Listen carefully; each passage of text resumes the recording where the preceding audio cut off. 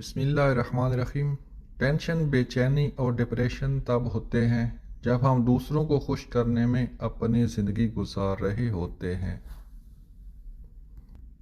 زندگی کی مصیبتیں کم کرنے کا بہترین طریقہ یہ ہے کہ اپنے آپ کو مصروف کر لیا جائے۔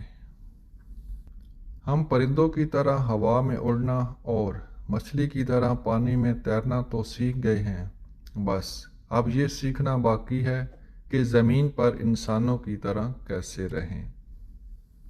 ساری دنیا کے سارے لوگ تجھے اپنے فائدے کے لیے چاہتے ہیں، صرف ایک رب ہی ہے جو تجھے تیرے فائدے کے لیے چاہتا ہے۔ حضرت علی رضی اللہ تعالیٰ عنہ نے فرمایا، 6 چیزوں کی شکایت کبھی نہ کرنا۔ نمبر 1، اپنا ذاتی مکان ہوتے ہوئے اس کی تنگی کی۔ نمبر 2، اولاد کے سامنے اپنے بڑوں کی۔ نمبر 3، اپنی قسمت کی۔ نمبر 4، بھول کر بھی اپنے ماں باپ یا استاد کی۔ نمبر 5، غیر کے سامنے اپنے دوست کی۔ نمبر 6، رخصت کرنے کے بعد اپنے مہمان کی۔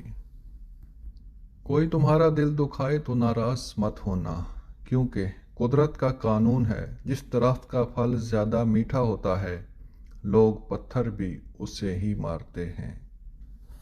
اگر کوئی آپ کی فکر کرتا ہے تو اس کی قدر کرو، کیونکہ دنیا میں تماشائی زیادہ اور فکر کرنے والے بہت کم ہوتے ہیں۔ نماز کی فکر اپنے اوپر فرض کر لو، خدا کی قسم دنیا کی فکر سے آزاد ہو جاؤ گے اور کامیابی تمہارے قدم چومے گی۔ صبر کی 2 صورتیں ہیں، جو ناپسند ہو اسے برداشت کرنا اور جو پسند ہو اس کا انتظار کرنا۔